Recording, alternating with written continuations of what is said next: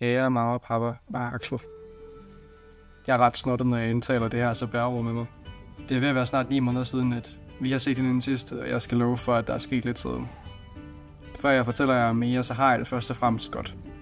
Jeg passer på mig selv, også selvom jeg af og til går til grænserne af mine tekniske færdigheder og mine sociale egenskaber, så er det også derude, jeg udvikler mig og bliver en bedre version af mig selv.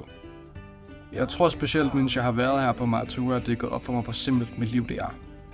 Og hvor meget jeg nyder ikke at skulle tage stilling til andet end det. Jeg ved, at det fra jeres perspektiv ligner en drømmeverden, og til dels har jeg også ret. Jeg er fri fra socialt ansvar.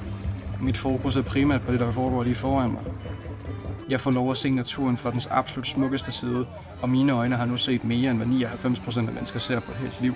Jeg har rejst i 14 måneder nu. Det er længe. Specielt, når man er i konstant udvikling og sjældent stopper for lige at catch up.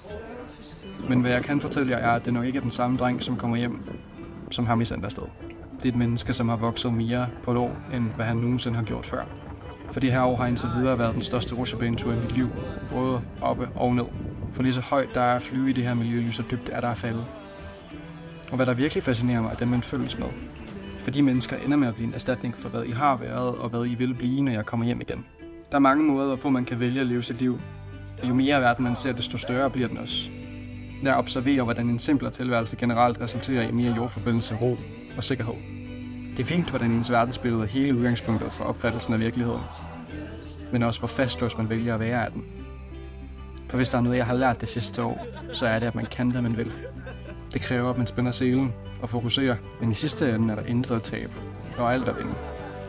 Jeg bliver mere og mere taknemmelig for, at jeg aldrig har begrænset mig. At det eneste, som bekymrer jer, er mit helbred, fysisk såvel som mentalt. Og på en eller anden måde har I skudt jer selv i foden, for I kan godt glemme, at jeg kommer til at bo i Danmark hele mit liv. Jeres påskyndelse og jeres kærlighed er, hvad der har givet mig friheden og troen på mine egne drømme, og at de kan opnås. Den største af alle klart værende drømme om endelig for alvor at få lov at vise jer alle tre, hvor fri man kan føle sig, når man er begrænsningsløs.